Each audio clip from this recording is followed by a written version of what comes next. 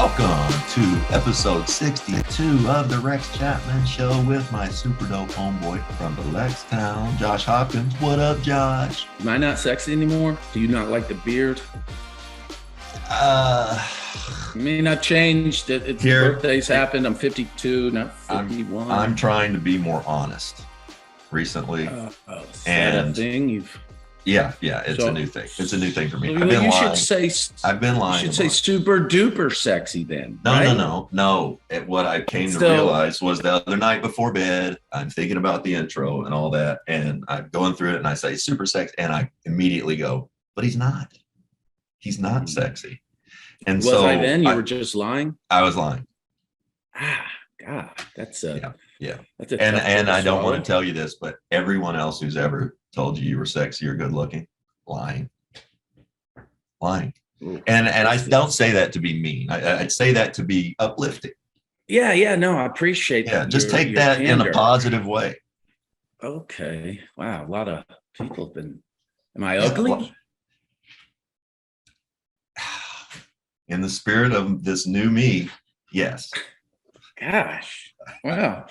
But for right. on the spectrum for ugly, you're one of the more handsome ugly people. Well, So, I can work with that. Okay. Yeah. All right. So if there I you go. join an ugly society, I'll be handsome ugly. Yeah, they'll probably ask you to be a front man.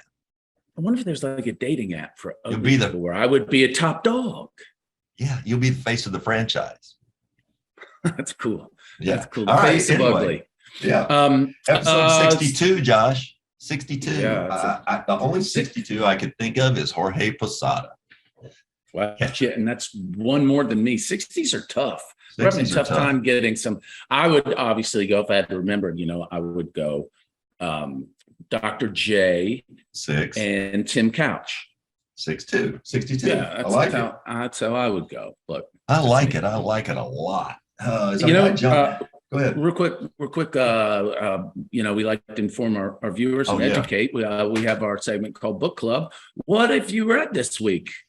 I want to show you this, Josh. I got this in the mail this week. Yeah. Right here. Jeff Pearlman, The Last Folk Hero, Bo Jackson. Got it? Yeah. Nice little note from Jeff. Picture of Bo here. Anyway, cool. It goes perfectly as a coaster. Oh, that's cool. Yeah. So I really like that. It's just a little coaster, for my drinks. But as far as reading anything, love to read that book.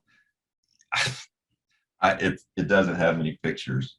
It's a real reading book. Yeah. So I haven't read anything. Did you read anything this week? No, not this week. That's been book club. Well, buddy. Well, I got a question for you. Yeah. I got some NBA questions because I know you were lucky enough. You went live there in Brooklyn. You went the other day and saw that really great game between Dallas and the Nets. Overtime. Yes. Luka turned it on. Tell me first of all, is it Luka's league? Is he the best player in the league now? Also, what do you see in him? What do you see in him that he's just different? Big. He's just big. His demeanor kind of does remind you of Larry. Like he doesn't give a shit. He's out there, and if you want to fight, good. He'll just fight you. He's played so much basketball. He's so good. His passing is phenomenal. He's a 6'8", 250-pound point guard. He can shoot. Passing's phenomenal. His feel. Just a great basketball player. It was a fun game to watch. There's a guy on the other team, Ben Simmons, who I'm really intrigued with right now. And I feel like, look, he's not even 25 yet, or he's close to that. He's been an all-star a couple times. Is the first pick in the draft. You don't luck into being an all-star twice or multiple times. He's a great player. For the last few years, or 2 years ago and 3, 4, he was arguably the best defender in the NBA. He's 6'10", 250. When you watch him right now, you can just tell mentally he's struggling. He's trying physically. He's out there, hadn't played in a couple years, and his timing's off. He looks rusty. That's going to come back. He had a few plays a couple nights ago that you go, oh, good. He's showing some toughness, put back, kind of got a technical. So you can kind of see things building for him slowly. They just don't have a lot of time. You know, they're 1-3, 1-4 right now, going through it. But I think Ben's going to keep continuing to get better. They're going to get Joe Harris back. The Nets will. I still think that's a dangerous team. But yeah, Luka's a problem.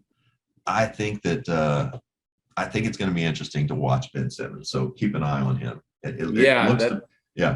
That's a storyline that, you know, you've been looking for all year. Why do the Lakers suck?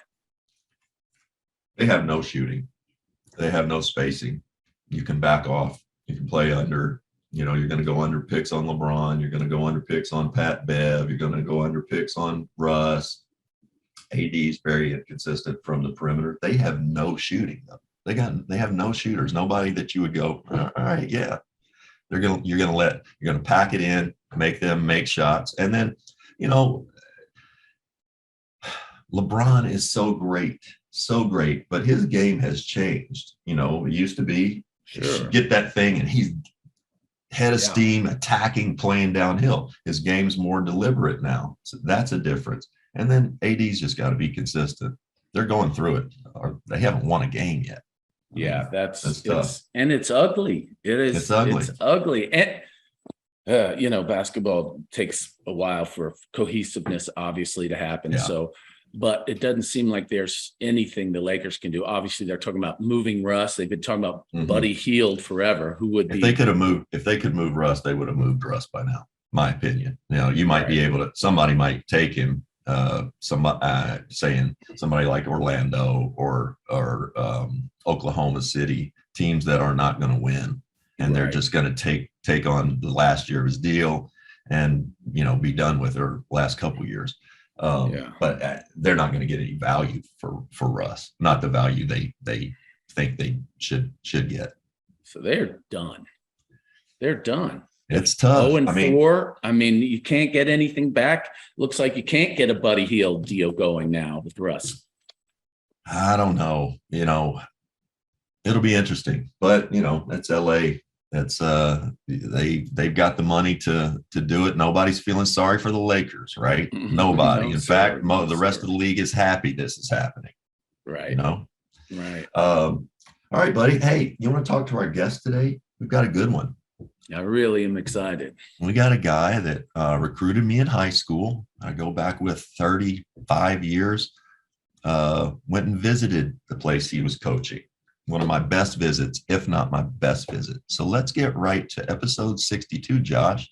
Former Naismith Coach of the Year, 3-time ACC Coach of the Year, former head coach of Georgia Tech, College of Charleston, and Appalachian State. I want to welcome Robert Joseph Cremins Jr. Bobby Cremins, welcome, buddy. Oh, good. Well, thank you, Rex. It's been a long time.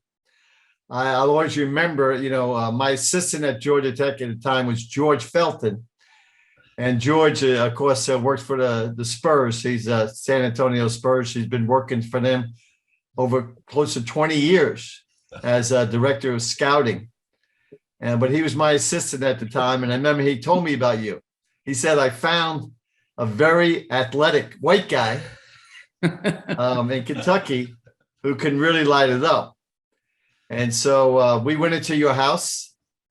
I didn't know much about you. And I told George, I said, George, if he's this good, you know, Kentucky, Louisville, they're going to be tough to beat out. But George Felton was a great recruiter. He recruited Mark Price in Enid, Oklahoma. And he was not afraid to go to Owensboro, Kentucky, or anywhere else for that matter. And I remember your dad was the basketball coach at Kentucky Wesleyan. Yeah. And we had Craig Neal, whose dad was a basketball coach, and Mark Price, whose dad was a basketball coach. And so we had a lot of interest in you. And George kept on telling me how athletic you were, and you were a great shooter. So we decided to take a shot at you. I think back, Josh was going to ask you that. I think back about all that, and gosh, it's 35 years ago now, I guess. Yeah. Wow. I just remember. Well, I remember thinking, I don't know if I can get into Georgia Tech.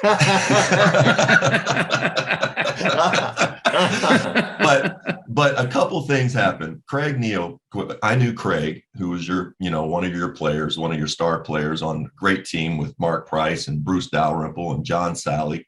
And Wow. You guys were really good coming into your own there. And Noodles, Craig, said, hey, you got to come for a visit. I was like, I don't know. He said, please come for a visit. So I said, I'll come for a visit if Coach Cremins and George and a couple of the players, we can go to the King Center. And you guys took me to the King Center, and I spent 2 hours there. It was the best visit I had, just from a young person's standpoint.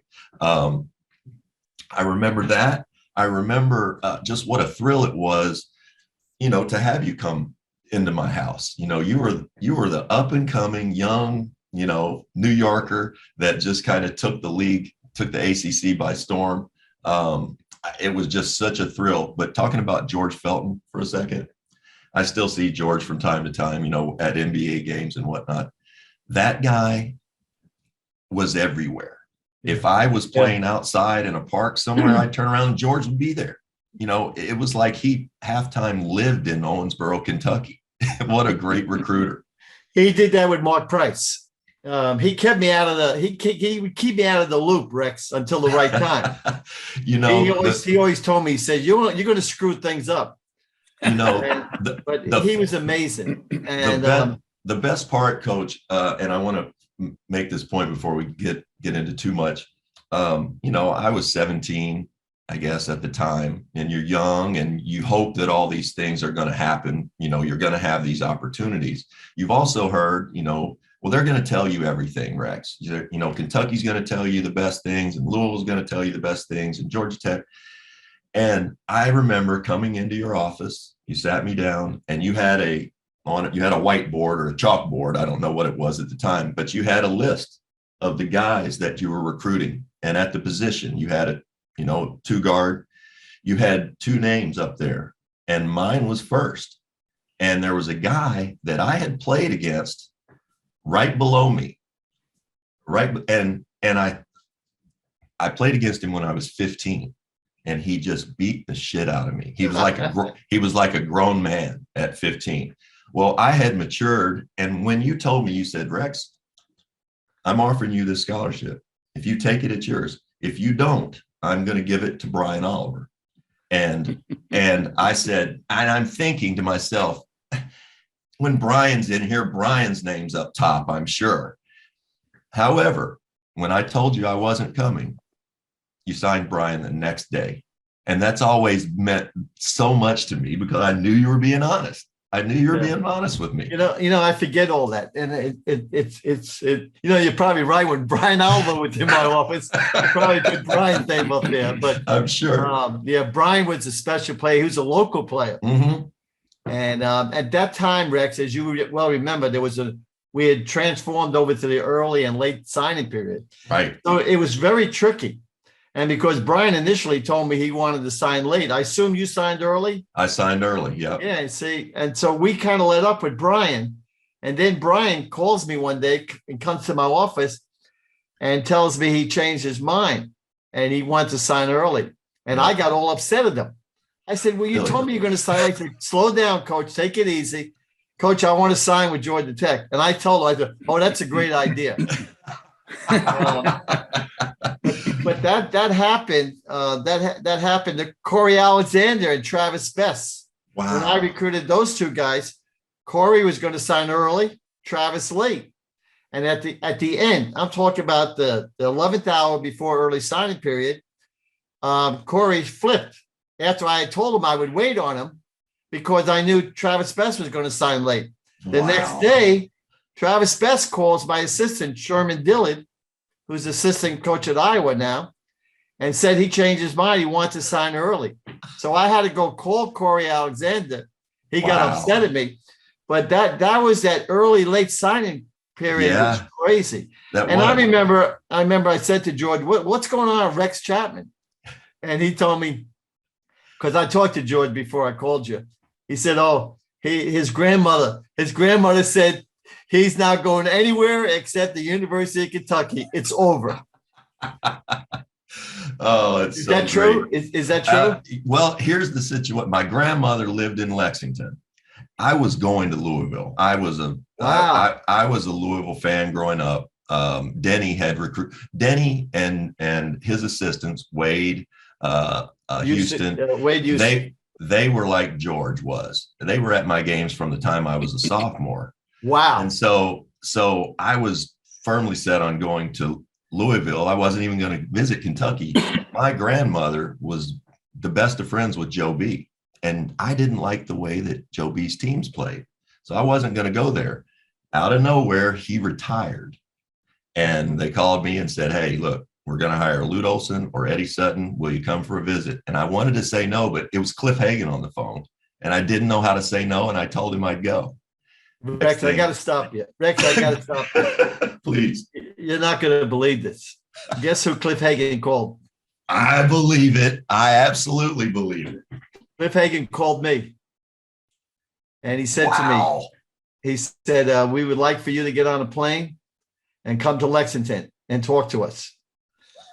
And I told him, I said, I appreciate it very much, but I'm very happy where I am. And he said to me, he said, you mean to tell me that you are not interested in the University of Kentucky coaching job? And I said, yes, sir. And he slammed the phone up. He just hung up hard on me.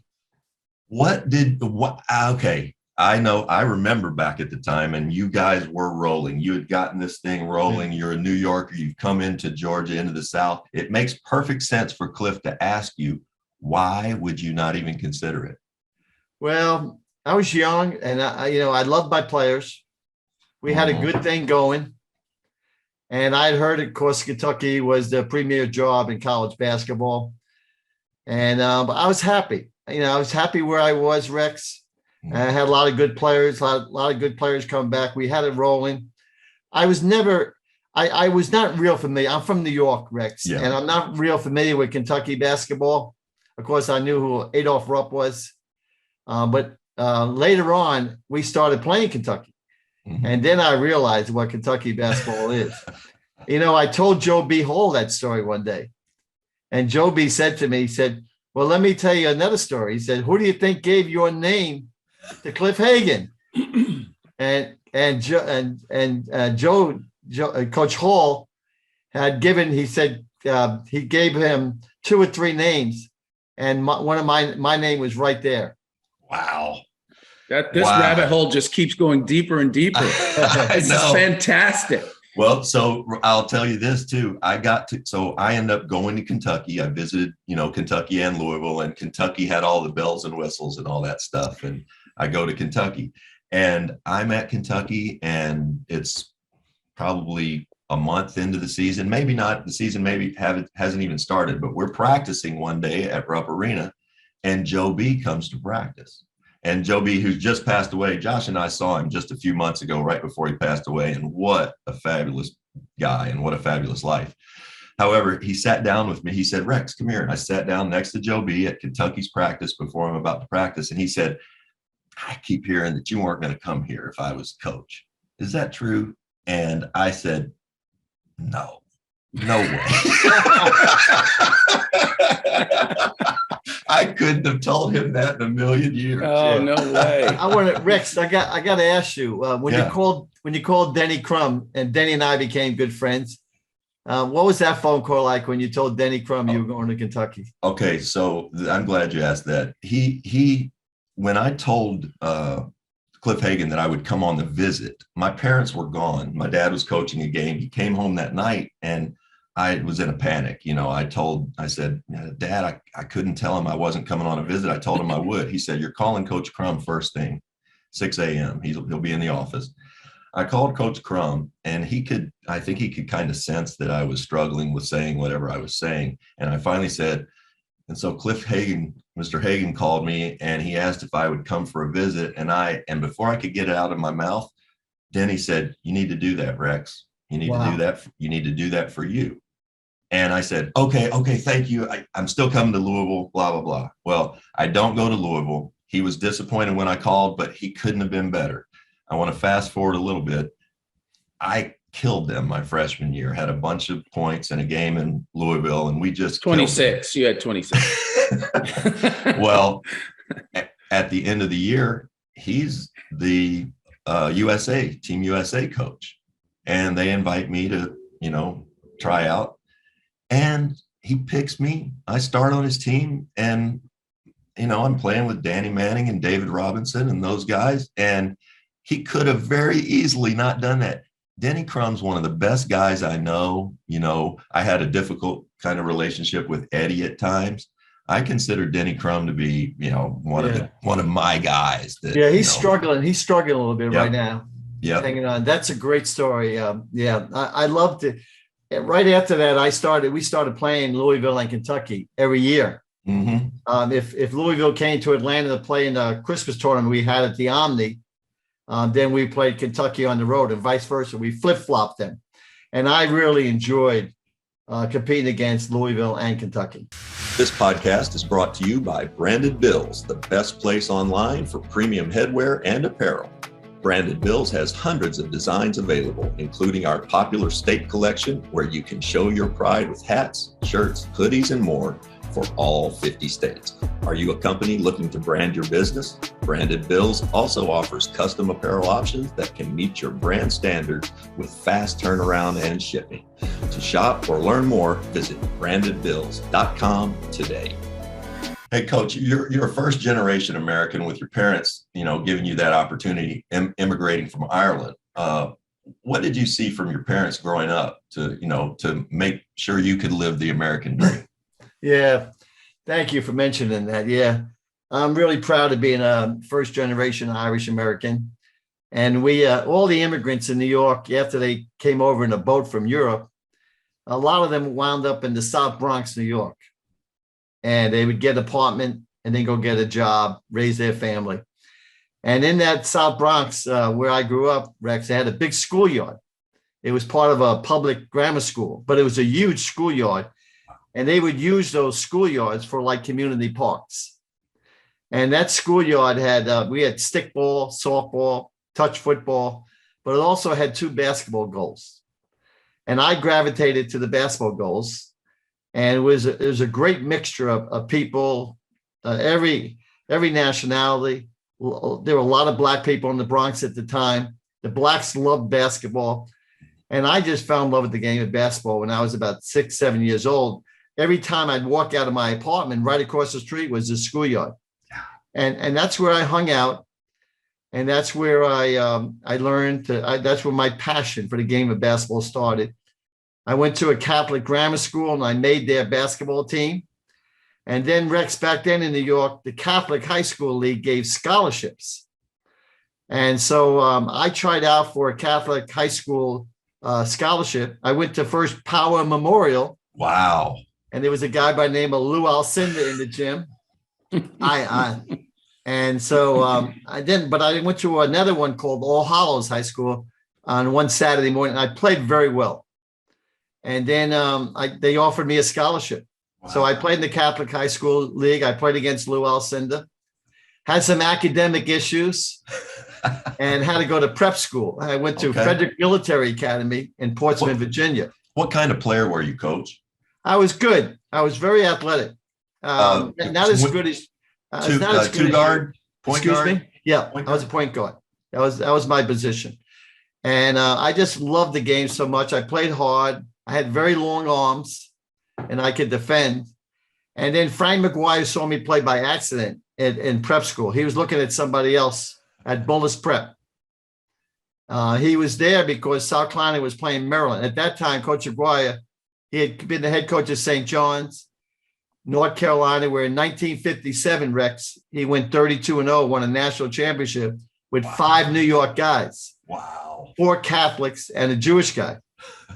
And then he left North Carolina, hired Dean Smith as an assistant, Dean Smith took over for him, and he went to the NBA to coach Wilt Chamberlain, who he had defeated in the national championship in 57.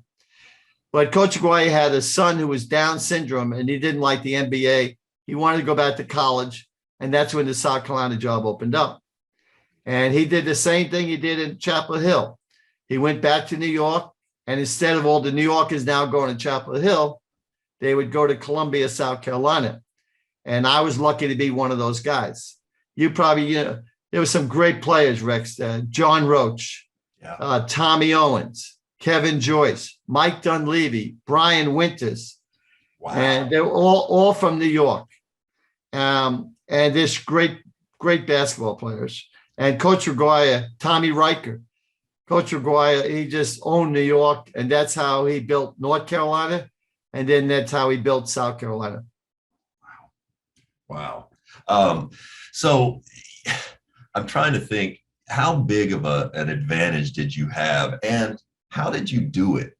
Getting, Bruce Dalrymple and John Sally and Travis Best and Kenny Anderson, and you had this Brooklyn and New York sort of pipeline, but also you're having to recruit kids from New York and convince them that going to the South is a good idea.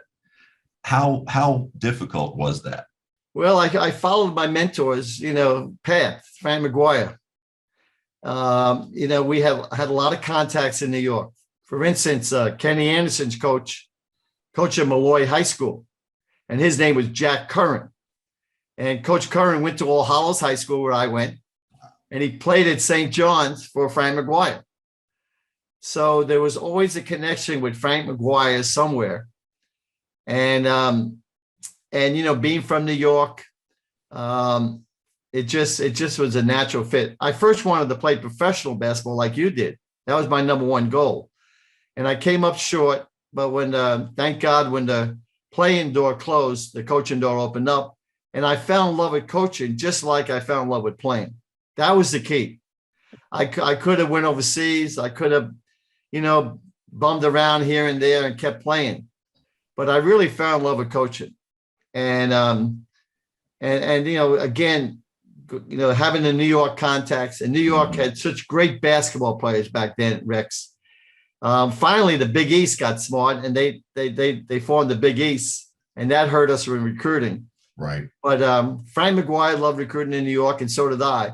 But that didn't mean I only recruited in New York. We went to Enid, Oklahoma, to find Mark Price, and we would go anywhere if we thought the young man was the right person and take a shot at him. But obviously, going to New York, I felt I was in my comfort zone, and I felt very comfortable talking to New York kids. Obviously, you did so well. I mean, two of the all-time New York legendary point guards were Kenny Anderson and Steph Marbury. I mean, and those were giant. They were number one in their class for a long, long time. And you got both of them to come down to Georgia Tech. Kenny was on the pod, and he sang your praises. He loves you, as all your players do. But by the time Steph, it was a different game. It was more nationally known. He was a celebrity way before, in like my parents knew who he was before he went to college. Like what was it like going to Coney Island to recruit that kid? Because it was a circus at that point. What was that like? Right. Well, it all started with Mark Price. Mark Price's success at point guard at Georgia Tech was really amazing. And then, of course, Mark did very well in the pros. But Mark Price, Craig Neal, we started to become, like they call us, point guard university. Kenny Anderson, he had narrowed it down to North Carolina, Syracuse, and Georgia Tech. But I'd been recruiting him for 4 years, because I spoke at Coach Curran's camp in the summertime, and he said, "See that little kid over there? He's going to start for me as a freshman at Malloy." And I knew Coach Curran never started freshmen. So I asked Coach Curran, could I meet him? And so I met Kenny. And from that moment on, we recruited Kenny. We really recruited Kenny really, really hard. And then once Kenny came, Stephon Marbury looked up to Kenny Anderson. And he figured, Kenny did so well there that, there's got to be something to the place. Now, of course, Mark stayed 4 years. Kenny stayed 2 years. Marbury only stayed 1 year. Travis Best stayed 4 years.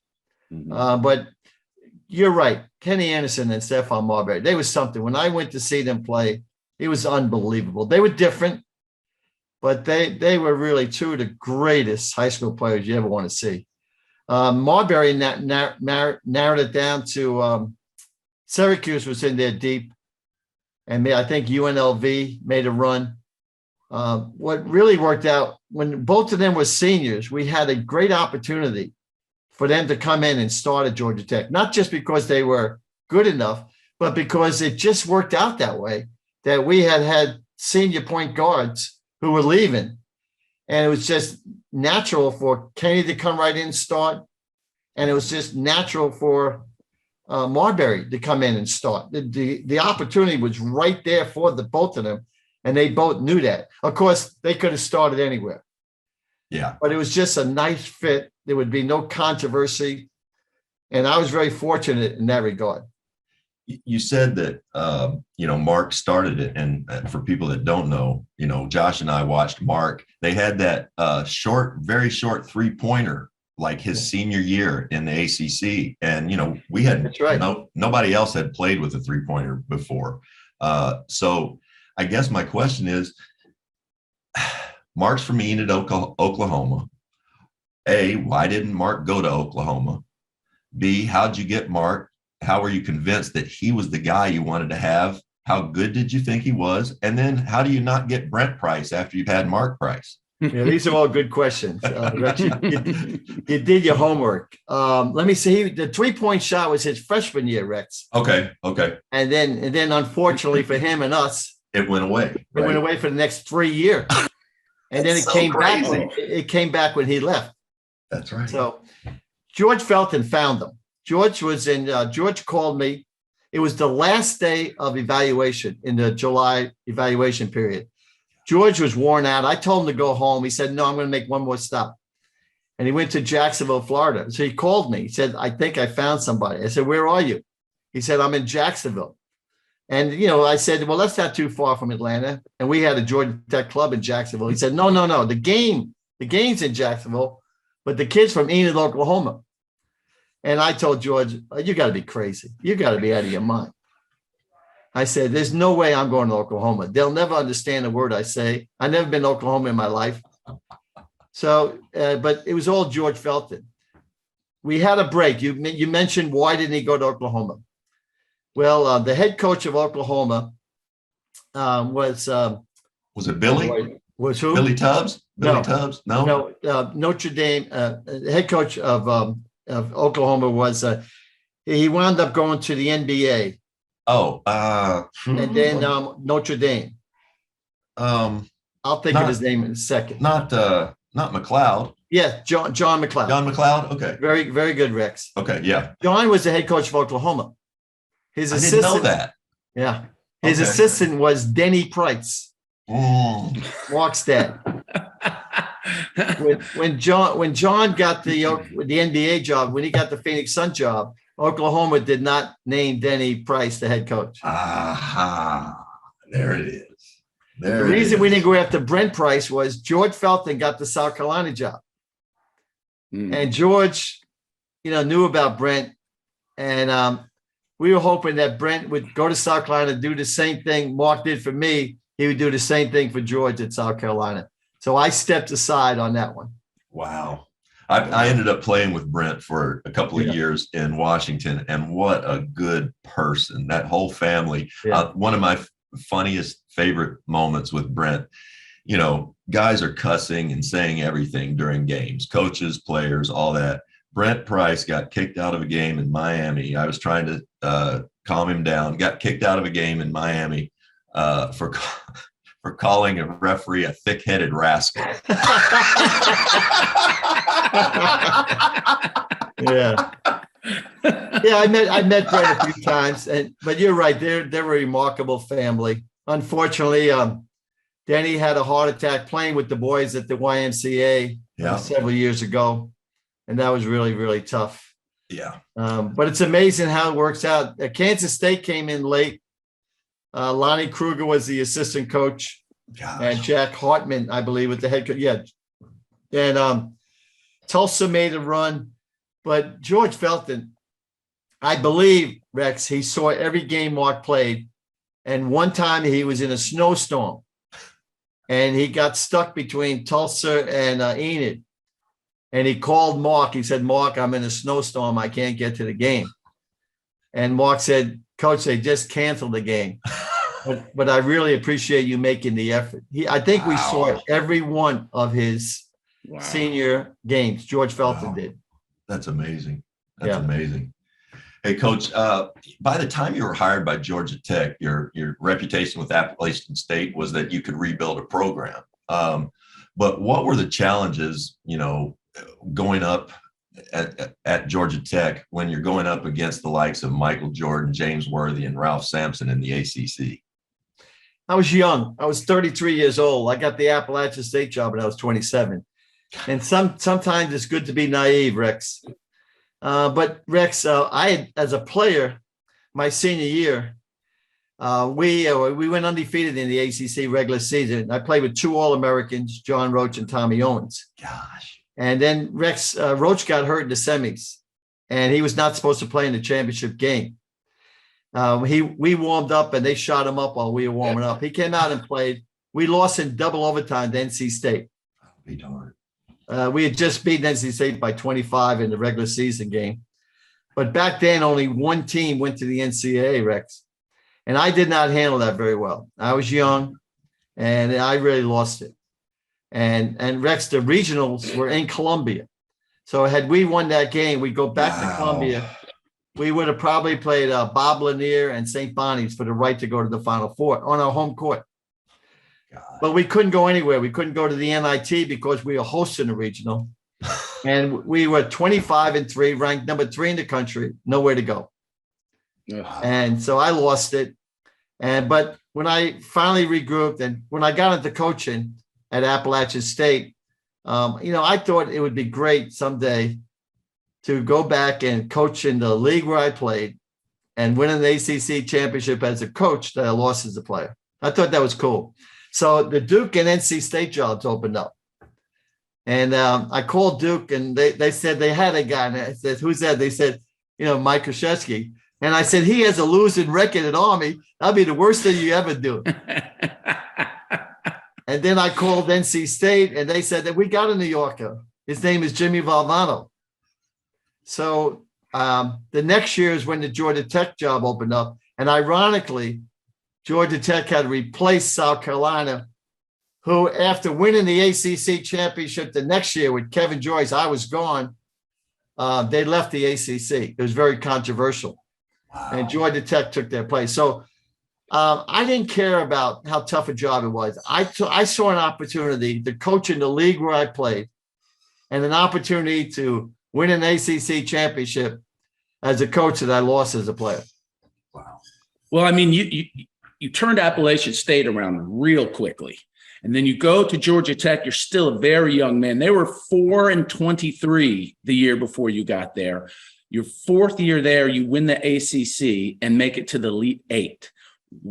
What's your first call when you get the job, you get in the office? What's the first thing you do? How do you turn this around so quickly? Well, you meet with the team first, and you see who's still there and what's left over, and right away you tell the team, what your philosophy, your mission statement, where is this going, and what you expect out of them, both on and off the court. That's number one. Number two, and close to number one, is your staff. You got to get a great staff. I believe strongly in loyalty. They got to be loyal. They got to do it the right way, and you got to have a great staff. And George Felton, I had Ben Jobe, Perry Clark, Sherman Dillard, Derek Wittenberg, Kevin Canwell. You got to have a really good staff. So those are my two top priorities. And then once I got with my staff, I told them, especially the first couple of years, I said, look, you got to be recruiting every day. I want you recruiting every day. Wow. And if you're at practice, great. If you're not, then I'm going to expect that you're not there because you're recruiting, and I'm not going to say a word. So there would be a few days of practice. I'd never see George Felton, but I knew where he was. I knew he was on the road somewhere recruiting. And my assistants would do that. And, I told them for every game, I wanted them there for every game. And I wanted them there for practices when they could be there. And I wanted them involved in recruit and game preparation and so forth. But number one, I wanted them recruiting. And because I knew we would have to get the talent of North Carolina. Duke was down. Valvano walked into a good situation. Of course, he wound up winning the national championship. So, but I think those things are crucial. You got to tell your players what your philosophy is, what you expect, and then you got to see how they respond. So you got to work hard and so forth. I want to go back to Mark for a second. How long did it take for you to recognize just how special Mark Price was? What separated him from other players you've coached before or since? And I'll say this, one thing that is almost universally true about great players is they will fight you. And Mark would fight you. I know how tough he was. Aside from his toughness, what else was it about him that just made him so good? Well, George wouldn't let me go see him play for a while because George said I'll screw it up. So finally, I went to Enid to see him play. First thing was his quickness. He was quick. Yes. And obviously he could shoot the ball and he could handle the ball, and he played so hard. And his father was a coach. And, truthfully, Rex, he was great at Enid, but we weren't sure how good he would be in the ACC. Now, we had another break, too. I should have mentioned this.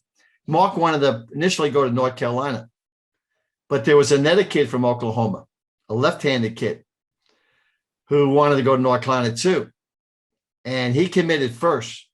Remember his name? I'm trying to think who this is. Is it Steve? Steve Hale. No way. Yeah. Wow. Yeah, Mark and Steve were seniors together. So Steve committed to North Carolina, and Mark got a little upset about that. He was hoping maybe they would take him over Steve, but Steve was an excellent player. He was not Mark Price. Yeah. He was a good player. He had a good career at North Carolina. Mm-hmm. So, and then all of a sudden, Mark said, well, maybe I'll show North Carolina they made a mistake. So everything just was falling our way, but we weren't sure until he got to Georgia Tech. And as you know, back then, we could not go in a gym or go near a kid basketball-wise until October 15th. Once we started practicing and the three-point shot was in, he was excited. He was very excited. And then, we finally realized we think we got something special, but he's got to prove it. And he went out there like you. He was a prolific scorer. I had to calm him down a little bit, being a pure point guard. What were you? Were you a combo guard, Rex? I was more of a two guard. I had a really good point guard in high school, and he handled the ball, and I could do it, but he took so much pressure off of me. It probably hurt me in the long run because I probably should have been a point guard. But no, I can see it. That was the tough thing about Mark in the NBA was he played, you got him where he was a point guard, but they would take him 12, 14 minutes a game and run him off screens as the two. That's also. Right. Yeah. He was a scoring point guard. And so, but him and John Sally, got to give John Sally, Bruce Dalrymple, you mentioned Bruce, the kid from Haiti, junior college, Yvonne Joseph. Yeah. Sally and Price were really something. Sally, one of the brightest kids I've ever been around, very smart. Yeah. And Rex, it just all worked out. Wow. Coach, the 85 championship team remains one of the biggest upsets in tournament history ever.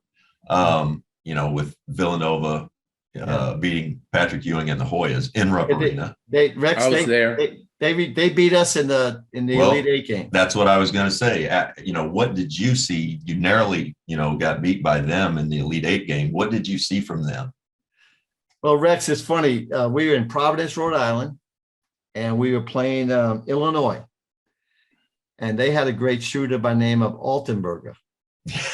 Steve? And excuse me? What's his first name? Steve? Mike? I can't remember. But yeah, Altenberger. Doug Altenberger. Yeah. And Doug and Price put on a shooting show. But fortunately for us, Price got hot first and Doug got hot late. So we beat Illinois in a shootout.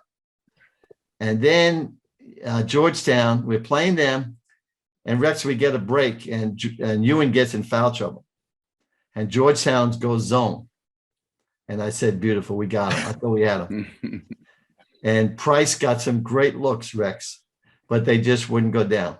As hot as he was the day before, they were going in and out, in and out. And afterwards, everybody said, why didn't you get the ball inside to Sally and Joseph when Ewan was in foul trouble? But Rex, if I had to do it tomorrow, I would do the same thing. Mark got great looks, and that's looks. Exactly. And they just were going in and out, and we lost the game. Gosh. Single game elimination tournament. That's a hard thing to do. The best teams oftentimes don't win. Yeah. The title. You just have one bad game. Even when you got a guy like Mark Price shooting the ball, if it doesn't go in that day, it's really difficult. Let me ask you this, Coach. You coached against some of the greatest players in the ACC to ever play basketball, with the Jordans and the Worthies and the Len Bias and the guys. Tell me a little bit what you remember about some of the greatest you coached against. And I'd like to know, what do you think Len Bias' career would have been like in the NBA? Yeah. Well, when I first got to the league, it was Michael Jordan. And, everybody knew he was really good, but nobody envisioned what he was going to become. And then things started to get steady with other teams. Len Bias, obviously, I remember him very well. We would double and triple team him every time he touched the ball. He looked like he had a great future. He was strong, athletic.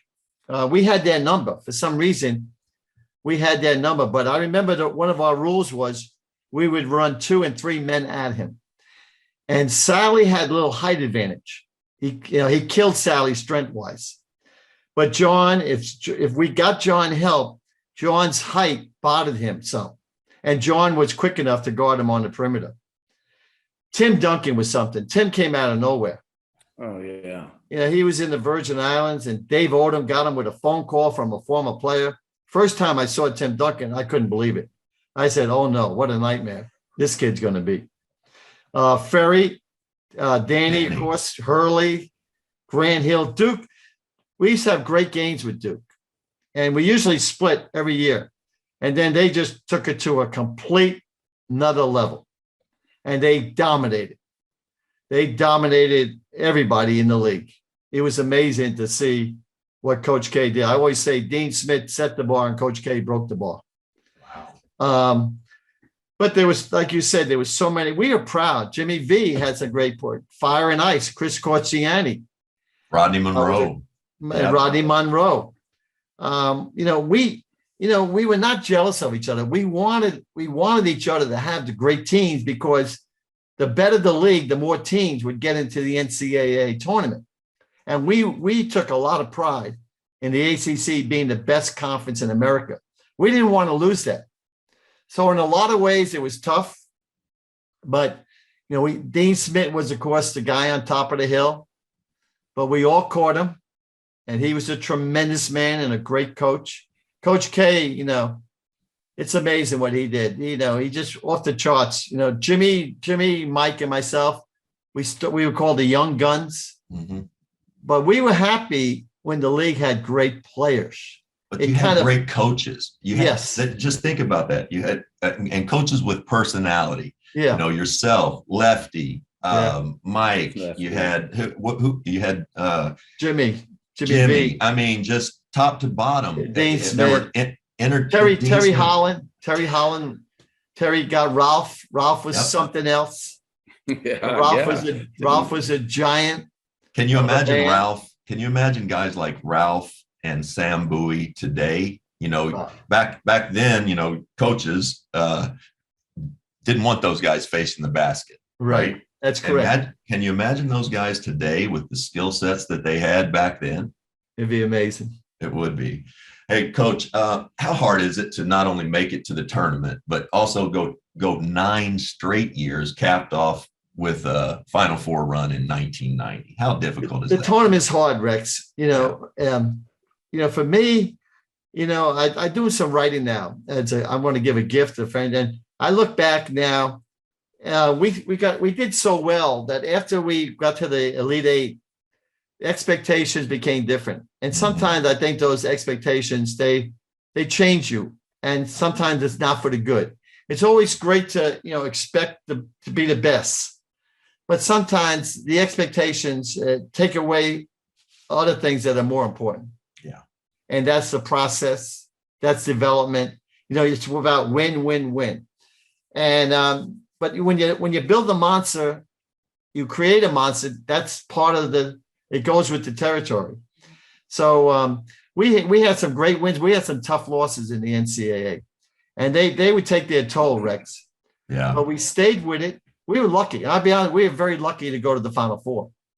A lot of great coaches never get to the Final Four, and other coaches like Coach K go there numerous times. Right. But we were lucky to get there. We had some great games against Shaquille O'Neal. Mm-hmm. We were down 18 against them in the second round. And then Michigan State in overtime, the controversial shot with Kenny Anderson. Yeah. Gosh. And then beating Minnesota for the right to go. Then we were up 7 at halftime against UNLV. And Kenny Anderson got in foul trouble. So, Rex, you got to be lucky. Yeah. You have to be lucky. But you get caught up in all this, and you got to somehow stay balanced. It's not easy, Rex, because as you well know, coaches are judged on getting to the tournament, succeeding in the tournament, and finally, eventually winning that. A great coach like Mark Few, people talk about Mark Few. What's the first thing they'll say? Oh, well, he's never won a national championship. Yeah. My God. My God. I mean, how many people would love to have his resume? Oh. So, you got to deal with all that stuff. But, once you get it going and you win it, it's fun. It's a lot of fun. And conversely, when you start slipping and things not go so well, it's a real challenge to keep it together. Coach, take me back to 3 days in 1993 when you had accepted the job to your alma mater, South Carolina. And then 3 days later, you decided you didn't want to go. You wanted to stay at Georgia Tech. Talk about that. What was that like? I'll make it simple. My shrink told me I had an affair with my alma mater. I love South Carolina. It was my alma mater.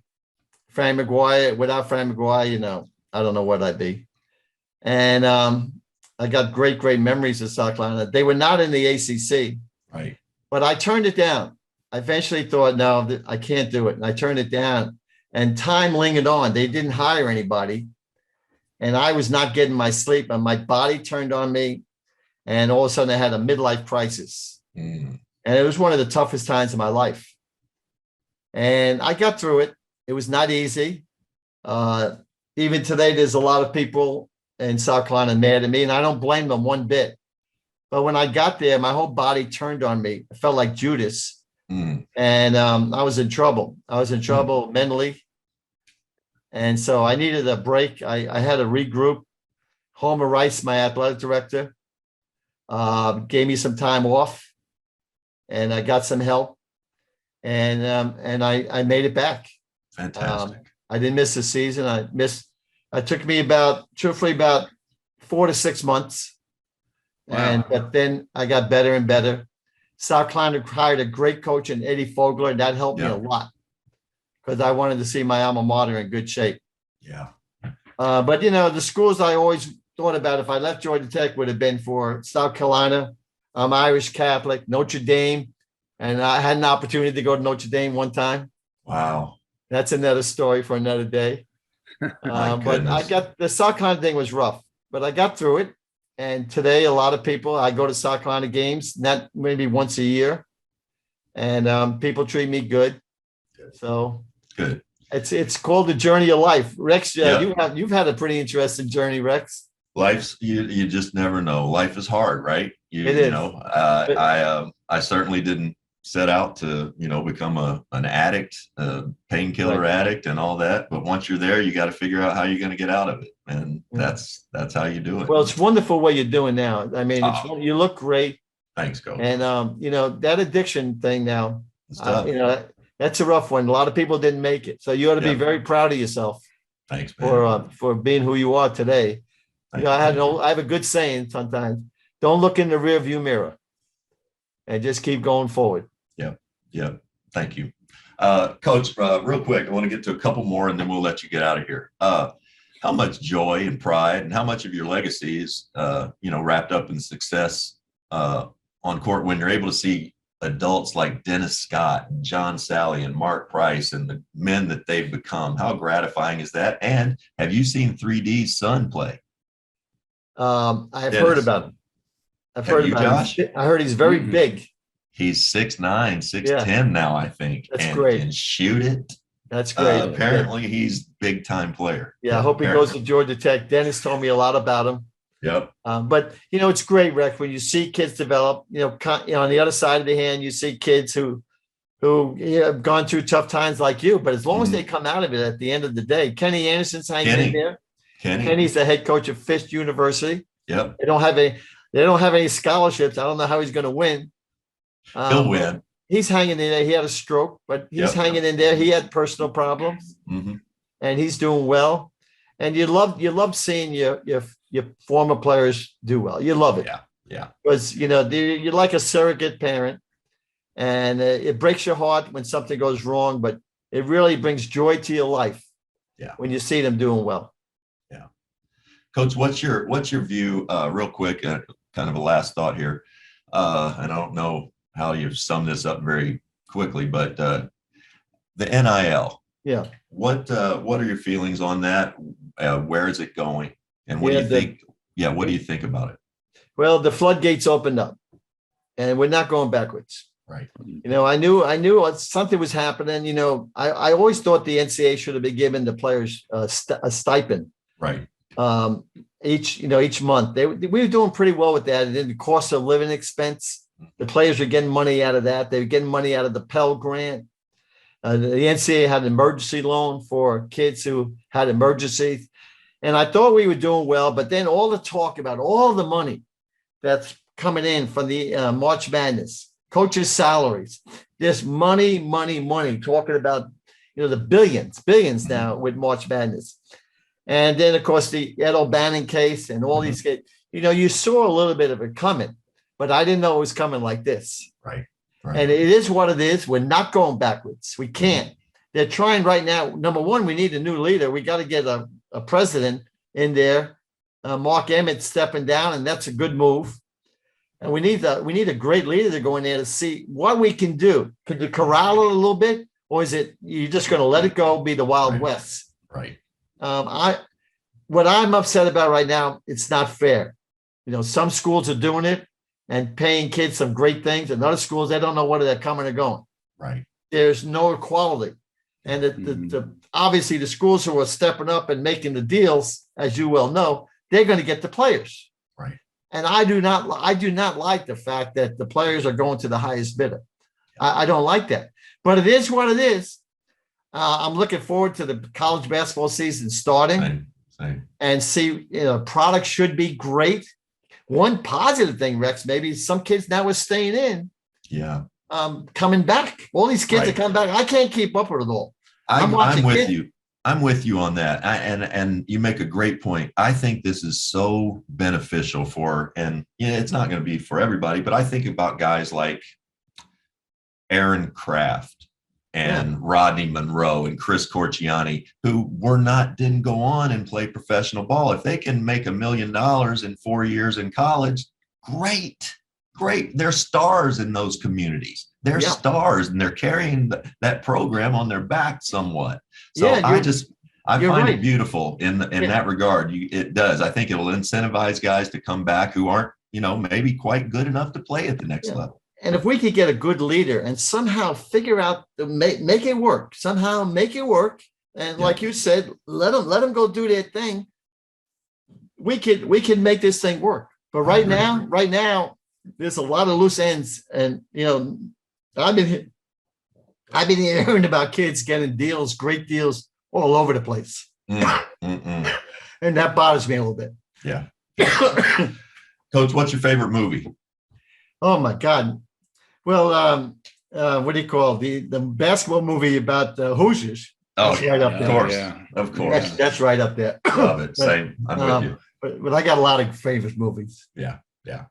What about if you could see any speaker, entertainer, athlete, front row center, dead or alive, who would you go see? I love Steph Curry. I coached against Steph Curry for 3 years when I was at College of Charleston.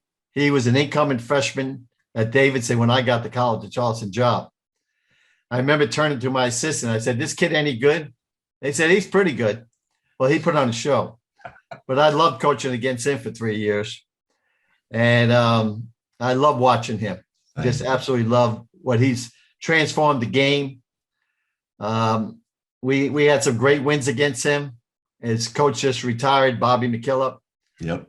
But I love watching him. Fantastic. Great answer. Coach, I can't thank you enough for doing this. We're going to let you get to golf or whatever you're going to do the rest of the day. But I can't thank you enough for doing this. This has been so much fun. I learned a lot. You brought back a lot of good memories. And like I said, I read about your journey. And I knew about it. I kept up with you, not totally. Right. But I'm glad to see you doing so well. And you got a great smile. Tell your family hello. I will. And I enjoyed being with you. Thanks so much, Coach. Come back and do it again. Okay. Anytime. Please. Bobby Cremins. How about that guy, Josh? Wow. Talk about a legend. Guy looks good. He sounds so good. That iconic accent, from every time you heard him at Georgia Tech, you're like, what is going on? He, maybe more than any coach in my lifetime in some way is more synonymous with that program than even like obviously Coach K at Duke, but you think of all his players and that when Georgia Tech to this day, someone says, or Georgia Tech, a flash of him, at least Coach Cremins comes right into my brain and might go right out before I address or think about it. But he comes right up, that golden hair on the sidelines, pointing and yelling. I mean, that's iconic. It is. And you can imagine how good he is, how good he was coming into your home to talk to you. And being a kid from Kentucky, that New York accent was everything you thought it would be, but you couldn't believe. I remember looking around a couple times being like, is Bobby Cremins really in our living room right now? Right. The other thing that he said that I thought was just spot on, he obviously, you could tell he wanted to be a professional basketball player. And he said it was hard, but then once he started coaching, he found the same passion, and that's hard to do. He coached that way, though. You could tell. Yeah, you can't be that good. That way. You can't be, and he was into it every play. And your players love to play with you, or play for you when they know you're invested like that with them. Yeah, that was. I appreciate that was fun. The chance to talk to Coach Cremins. That was fun. Yep. Want to do it again next week with somebody else? I would. I sure would, Rex. Let's do that. Well, join us next week for the next episode of The Rex Chapman Show with my super dope homeboy from the Lextown, Josh Hopkins. We'll see you back here next week, powered by basketballnews.com.